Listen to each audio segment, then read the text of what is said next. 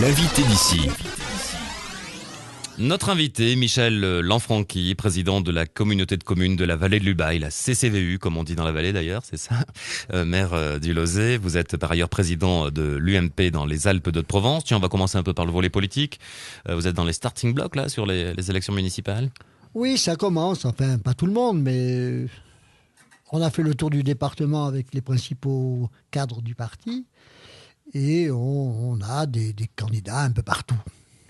Un peu partout, avec des objectifs quand même assez identifiés. Je vais peut-être me tromper, je connais un petit peu moins les Alpes de Provence pour être aussi transparent, mais Barcelonnette, c'est un objectif, je crois. Oui. Oui. J'ai coutume de dire que, vous savez, il y a une parution dans la vallée qui s'appelle Les clés de la ville. Et j'ai envie de leur dire, rendez-nous les clés.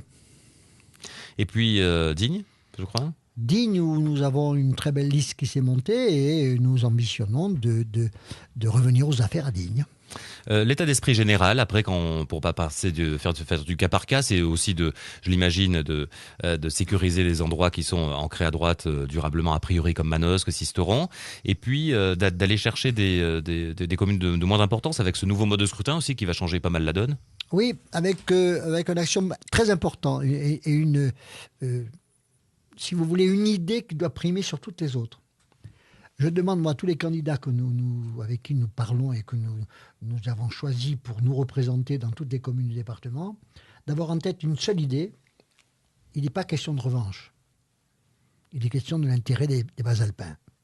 C'est ça le plus important. Celui qui a un esprit de revanche n'a pas de place chez nous. Celui qui a un esprit de vouloir changer la vie de ses concitoyens, d'améliorer, d'apporter les projets qu'il a, les idées qu'il a, l'envie qu'il a, la passion qu'il a, celui-là est notre candidat. Je reviens sur le rendez-nous les clés pour Barcelonnette. Si on le développe un petit peu, ce propos qui a retenu l'attention, je l'imagine, de nos auditeurs, ça veut dire quoi? Ça veut dire qu'il y a une incohérence à la situation actuelle?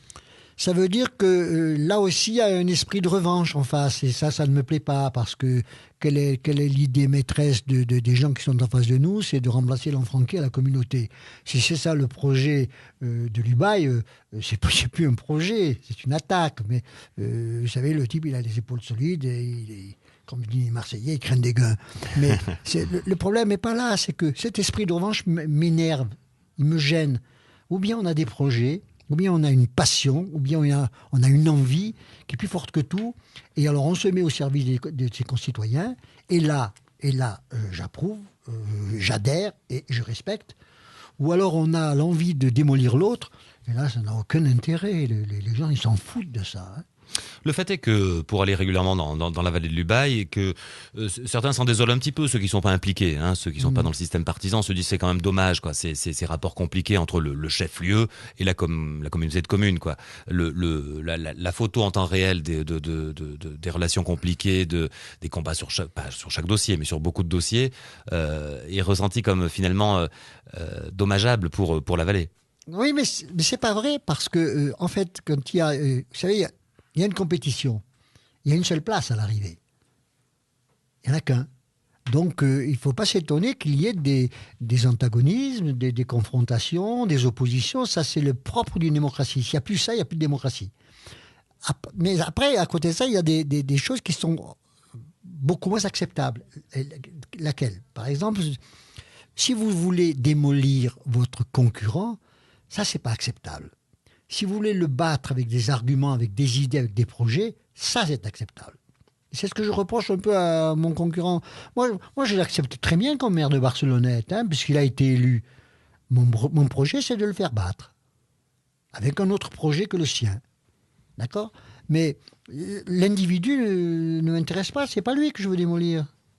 Je n'accepte pas ce qu'il fait, et nous sommes nombreux à ne pas l'accepter, donc on veut le changer. Comment va s'organiser les choses pour ces municipales de Barcelone? Tout est clair sur l'équipe qui va briguer. Je crois qu'il y a une belle équipe qui est en train de se monter, et puis il y a des sortants qui ont fait leur travail, et puis il y a aussi le bilan de ceux qui sortent. Parce que quand même, il va bien falloir qu'on en parle un jour du bilan. Parce qu'on reproche au président de la communauté de ne pas tout dire. Par exemple, dans l'affaire du Sauze, où je reçois des courriers de Barcelonnaises où on me dit qu'on n'est pas au courant. Au courant de quoi? Il y a une négociation. Dans une négociation, s'il n'y a pas de secret, il n'y a pas de négociation. Moi, je suis en charge des affaires. Gouverner, c'est décider. Je décide. Et après, je présente aux élus le projet que j'ai. Ils adhèrent ou ils adhèrent pas. On en discute, on en parle, et puis on vote. C'est ça la démocratie. Mais je ne peux pas dire tous les jours où j'en suis dans les négociations avec les propriétaires, les ex-propriétaires de la station. Pour terminer sur Barcelone, vous personnalisez beaucoup le propos. Hein. Vous dites mon projet, avec l'équipe, etc. Mais ça va aller jusqu'où, ça? Parce que je suis baïen. Oui. C'est ça, c'est pour cerner. Parce qu'il était question à un moment de vous voir en première ligne. Est-ce que c'est à l'ordre du jour que vous alliez, vous, directement porter le combat? Non, pas du tout. Moi, j'ai la triple lausétane et le reste lausétane. Et c'est ma maîtresse, le Lausée. Hein. Donc, ça vous tient suffisamment à cœur, vous disiez, c'est mon autre projet sur Barcelone. Et oui, il y a des amours qui ne s'arrêtent jamais. Allez, parlons du SOS, vous l'évoquiez à l'instant. Alors, vous avez fait le buzz cet été, hein, Président. On en a parlé dans la France entière, des pages entières dans la Provence et dans les journaux, à la radio, etc.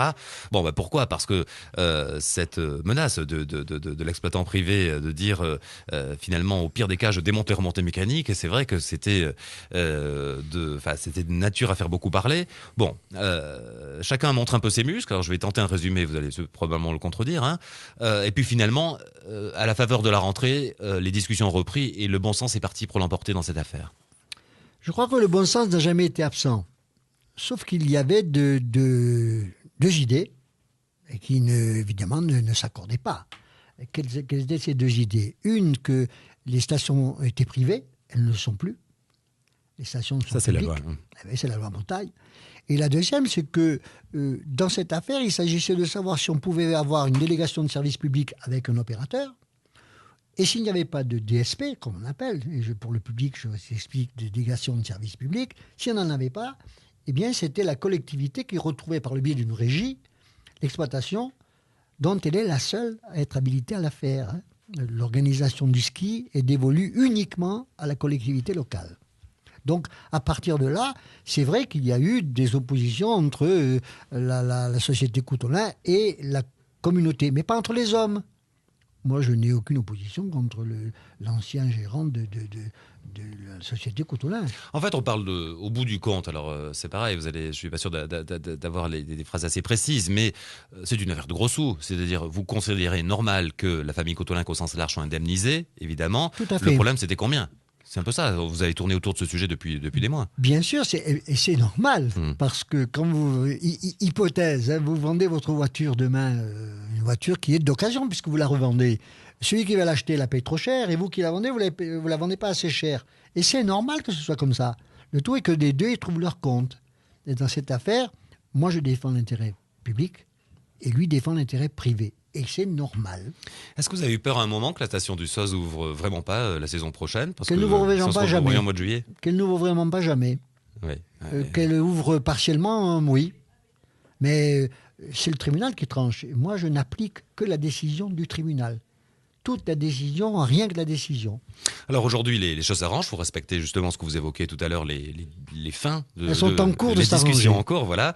Vous devriez aboutir a priori à un protocole entre les deux parties et j'allais dire lancer la saison dans des conditions classiques. Pour faire court, moi j'estime qu'il est tout à fait naturel, normal et obligatoire qu'on indemnise la famille Coutolin, qui était jusqu'à 85 propriétaires.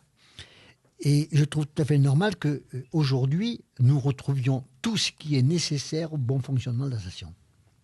Par un accord qui dira combien on paye, ce qu'on nous donne, ce qu'on nous doit, et là où on doit passer. Un petit mot sur les autres chantiers de la vallée de l'Ubaye, les dossiers en cours. Alors bon, il y a toujours toute la partie balnéo, etc. qui est toujours en cours. Et petit à petit, il faut du temps. Une assemblée générale prochaine où je dirai aux élus où nous en sommes et le nouveau projet. Et pour ce qui est du pôle éco-bois, on a le permis et on doit rencontrer les socioprofessionnels pour savoir quel accord nous passons avec eux pour l'exploitation de ce pôle éco-bois. Alors écoutons la question que vous a posée celui que nous recevions hier. Hier, nous recevions Thierry Beau, qui est le porte-parole d'Europe Écologie Les Verts dans le département des Hautes-Alpes, et il s'est adressé à vous en ces termes. La question que je pourrais poser à un élu de la vallée de l'Ubaye, c'est comment lui voit l'évolution du millefeuille territorial dans l'Ubaye. Est-ce qu'aujourd'hui, l'avenir de l'Ubaye, il est toujours dans les Alpes de Haute-Provence ? Est-ce qu'il est dans les Hautes-Alpes ? Ou est-ce que l'avenir est dans une nouvelle formule ? une coopération 0405, une nouvelle entité qui viendrait réunir les deux départements ou un rattachement de la CCVU directement au département des Hautes-Alpes. Alors, il aurait pu poser plein de questions sur des sujets qui auraient fait divergence, du loup au désenclavement, ou j'en passe. Là, il a pris un sujet qui, a priori, pourrait faire consensus, non ? Oui, moi je crois que c'est une bonne question en plus, parce que mais il a dû m'écouter souvent, ce monsieur, je ne le connais pas, dommage, parce que je dis souvent que le rêve, c'est un seul département, 0405. Qu'est-ce qu'on fait? Deux départements, deux chapelles, bref, nous sommes des Alpins du Sud. Si nous étions unis, nous serions beaucoup plus forts. Mais quand il parle de l'UBAI, alors là j'ai une réponse très simple à lui faire. Nous avons prouvé que nous étions pour la participation interdépartementale, puisque j'ai présidé jusqu'au mois de juin dernier. Le Pays Sud. Le Pays Sud. Qu'est-ce que c'est que le Pays Sud?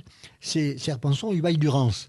C'est-à-dire qu'il y avait dans ce pays 4 communautés, 2 dans l'Ubaye, 2 dans la Durance. Et nous avons prouvé aux 2 départements qu'on pouvait faire des projets superbes, notamment le pôle culturel que nous avons obtenu à Paris. Et donc, nous, on a apporté la preuve que tout est possible. Je disais tout à l'heure, il suffit de le vouloir pour le pouvoir.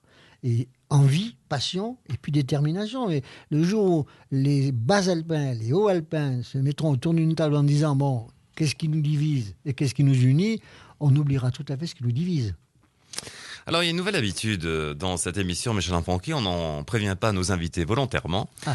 Pour finir l'émission et pour changer un petit peu, on propose à chaque invité de se regarder dans un miroir et de dire un petit peu ce qu'il y voit, pour les amener sur un terrain peut-être un petit peu plus personnel, sur un regard en arrière, ou enfin peu importe, d'ailleurs, il ne faut pas les guider, leur dire spontanément ce qu'ils peuvent voir dans ce miroir que je vous présente.